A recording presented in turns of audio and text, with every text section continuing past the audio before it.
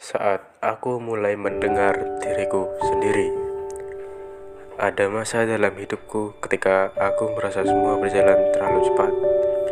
Sementara langkahku sendiri tertinggal jauh di belakang. Setiap hari terasa seperti rutinitas yang harus kulalui tanpa benar-benar kupahami tujuannya. Aku bangun, pergi ke sekolah, mengerjakan tugas, pulang, dan pura-pura berfungsi seperti manusia biasa. Di luar, aku terlihat baik-baik saja. Di dalam, aku justru makin sering kehilangan arah. Sore itu, aku menghindari keramaian dan memilih duduk sendirian di bangku tua dekat taman belakang sekolah. Tempat yang catnya mulai mengelupas itu entah kenapa selalu memberikan sedikit ruang bernapas. Angin sore membawa dingin yang pelan, tidak menusuk, hanya cukup untuk membuatku sadar betapa beratnya kepalaku belakangan ini. Di depanku, daun-daun jatuh satu persatu, seolah mereka pun lelah memegang ranting terlalu lama. Di momen-momen seperti itu, aku sering memikirkan tentang diriku sendiri, tentang betapa seringnya aku menahan hal-hal yang sebenarnya butuh dikeluarkan, tentang bagaimana aku menjadi seorang yang selalu pura-pura baik, tentang bagaimana aku seolah dituntut menjadi sosok yang kuat, padahal aku sendiri sudah tidak yakin apakah aku sedang berdiri atau hanya bertahan dengan sisa tenaga. Rasanya aneh mengakui semua itu, bahkan pada diriku sendiri. Selama beberapa minggu terakhir, semuanya terasa semakin berat. Tugas menumpuk tanpa henti dan membuatku hampir tidak punya waktu untuk bernapas. Di rumah, aku menjadi tempat semua orang bertanya dan meminta tolong. Aku berusaha tegar, tapi diam-diam aku kewalahan. Tubuhku lelah, kepalaku penuh, dan hati kecilku seperti tersisih jauh di sudut yang tidak sempat kuperhatikan. Yang membuat semuanya tambah kacau adalah ketika seseorang yang biasanya menjadi tempatku menumpahkan cerita tiba-tiba menjauh. Bukan dengan cara dramatis, hanya perlahan hilang di sela-sela kesibukannya sendiri. Ada hari-hari ketika pesanku tak direspon berjam-jam. Ada momen ketika aku bercerita panjang, tapi hanya dibalas singkat. Lama-kelamaan, aku merasa seolah aku sedang berbicara pada tembok kosong. Aku paham bahwa setiap orang punya urusannya masing-masing, tapi itu tidak mengurangi rasa kehilangan yang tiba-tiba muncul begitu saja. Aku mulai mempertanyakan banyak hal tentang diriku. Apa aku terlalu bergantung pada orang lain? Apa aku yang terlalu sensitif? Apa aku hanya terbiasa menyimpan semua rasa dan menaruh harapan kecil pada satu-satunya orang yang bisa membuat berat bebanku terasa ringan? Pertanyaan-pertanyaan itu datang bertubi-tubi, dan tidak ada satupun jawaban kutemukan. Hari-hari berjalan berat, tapi aku tetap menjalani semuanya seperti biasa. Aku tersenyum saat harus tersenyum, tertawa saat harus tertawa, dan menepati setiap tugasku yang diberikan padaku. Orang-orang mungkin melihatku sebagai seseorang yang cukup stabil menjalani hidup, padahal kenyataannya aku hanya takut terlihat lemah.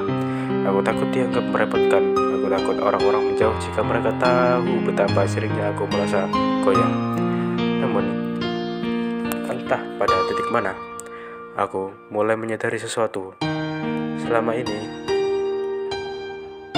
aku terlalu sibuk membuktikan bahwa aku mampu, hingga aku lupa bertanya pada diriku, apakah aku benar-benar baik-baik saja? Aku lupa bahwa tubuh dan pikiranku juga punya batas. Aku lupa bahwa aku bukan mesin yang bisa bertahan tanpa henti.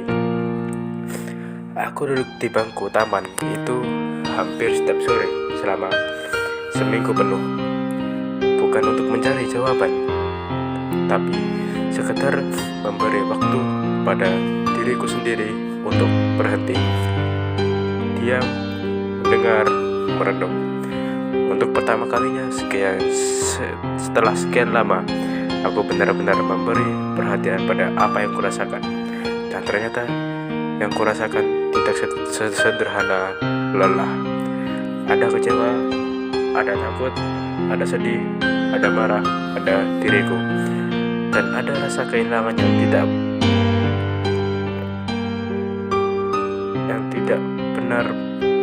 tidak pernah benar-benar kuucapkan pada siapapun. Aku seperti menumpuk semua itu di dalam, berharap akan hilang dengan sendirinya. Tapi kenyataannya, emosi yang tidak dihadapi justru menggantung semakin berat. Di tengah semua renungan itu, aku mulai memahami bahwa aku bukan kurang kuat. Aku hanya terlalu lama berusaha menjadi kuat sendirian.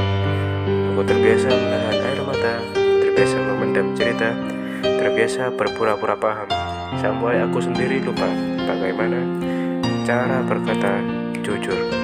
Rasanya seperti hidup dalam baju yang kebesaran, tidak pas, tapi tetap memaksakan. Pada suatu sore, aku pulang dengan langkah yang lebih lambat dari biasanya. Udara di luar tidak banyak berubah, tetapi ada sesuatu dalam diriku yang mulai bergerak. Untuk pertama kalinya, aku membiarkan diriku mengakui bahwa wajar jika seseorang merasa tidak baik-baik saja. Wajar jika seseorang merasa lelah dan ingin berhenti sebentar. Wajar jika seseorang kehilangan arah. Itu bukan tanda kelemahan, tapi bagian dari menjadi manusia. Malam itu, aku membuka kembali pesan-pesan lama dari seseorang yang menjauh itu. Bukan untuk menyalahkan, hanya untuk memahami. Aku melihat betapa ia juga sedang berusaha menjalani hidupnya sendiri, dengan caranya sendiri, dengan kesulitannya sendiri. Dan entah mengapa, hati kecilku merasa lebih tenang. Ternyata bukan aku saja yang sedang berjuang. Dunia tidak berputar hanya di sekeliling rasa sakitku. Sejak saat itu, aku mulai memberi sedikit ruang bagi diriku untuk bernapas. Aku mulai belajar mengenali kapan aku butuh istirahat, kapan aku harus berhenti, kapan aku harus membiarkan seseorang masuk, kapan harus aku menerima bahwa tidak semua orang bisa selalu ada untukku. Dan itu tidak masalah. Hidup tidak selalu berjalan sesuai harapan, tapi selalu memberi kesempatan untuk belajar. Kini, ketika aku kembali duduk di bangku taman itu, aku tidak lagi merasa sedang melarikan diri. Sebaliknya, aku merasa seperti sedang pulang. Tempat itu menjadi saksi betapa seringnya aku menahan perasaanku sendiri, tapi sekaligus menjadi tempat aku perlahan memulihkan diriku. Angin sore masih terasa sama, suara anak-anak bermain masih sama, tapi aku tidak lagi melihat semuanya dengan mata yang kosong. Aku mulai menyadari bahwa tumbuh bukan hanya tentang menjadi lebih kuat, tapi juga tentang mengenal batas diri, tentang menerima bahwa tidak semua hal harus kutanggung sendirian, tentang memahami bahwa tidak apa-apa untuk meminta waktu, meminta ruang, atau bahkan meminta bantuan, tentang memberi kesempatan pada diri sendiri untuk merasa, bukan hanya bertahan. Akhirnya, aku sampai pada titik yang tidak pernah kubayangkan sebelumnya. Titik di mana aku bisa melihat diriku apa adanya, dengan kekuatan, kelemahan, kekacauan, ketakutan, dan harapan kecil yang masih tersisa. Dan untuk pertama kalinya, aku tidak ingin lari dari semua itu. Aku hanya ingin belajar hidup dengan jujur pada diriku sendiri. Dan dari situlah semuanya mulai terasa lebih ringan.